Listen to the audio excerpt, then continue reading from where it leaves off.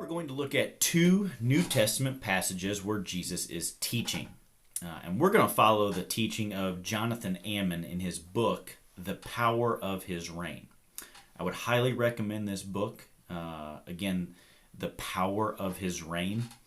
Very easy read, easy to follow, and it lays down some of the basics of Amillennialism. The first passage we're going to look at is Luke 20. For the sake of time, I'm not going to read the passage, but I would encourage you to do so. Luke 20, verses 27 through 38. Burial customs are different among different cultures. Some require burial in a certain time frame after death. Some forbid cremation. Different customs with different cultures. The Sadducees, as the religious leaders in Jesus' day, were convinced that there was no resurrection of the dead. In Luke 20, they attempt to trick Jesus with a scenario regarding resurrection. If bodily resurrection were to be true, what would happen to widowed women who had remarried? So Jesus answers their question, he explains their error, and he helps us to understand the end times. In our last video, we discussed how Scripture refers to two ages, this age and the age to come. In verse 35 of Luke 20, Jesus says those living in the age to come will not marry. And in verse 36, he says they can't die. So not only does Jesus divide the two ages, but he divides people into two types. The sons of this age and those that belong to the resurrection in the age to come. When the dead are resurrected, everything will change. We enjoy marriage in this age, but there will be no marriage in the age to come. There will be no death in the age to come. Also, believers and unbelievers live together in this age, but will not live together in the age to come.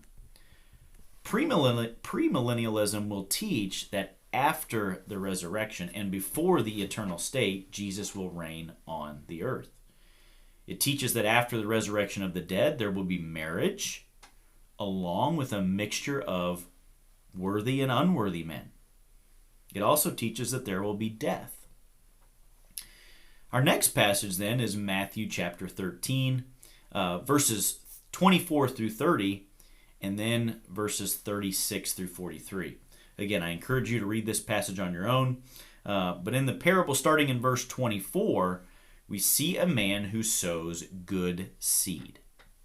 In verse 24, Jesus says, the kingdom of heaven may be compared to a man who sowed good seed. So we see that the kingdom of heaven arrives at the time when the seed is sown, and then the harvest will come later. Before the harvest, both the righteous and the wicked remain in the world.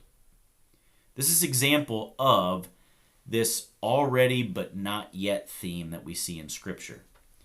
The man is sowing good seed, but there's still a mixture of good seed and weeds until the harvest. Also until the harvest, the wicked will continue to grow. And at the end of this age, the harvest will separate the good seed from the weeds. The righteous will be separated from the unrighteous. In Matthew chapter 13, the sower is Christ. The field is this present age. The harvest is the beginning of the age to come. Verse 43, the righteous will shine like the sun in the kingdom of their Father. The kingdom was now, but it is not yet in full. Already, but not yet. So lastly, verses 40 and 41 show us that this age ends with the coming of the Son of Man.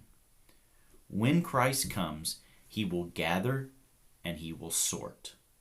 There will no longer be the mixture of the good seed and the weeds. Thanks for watching.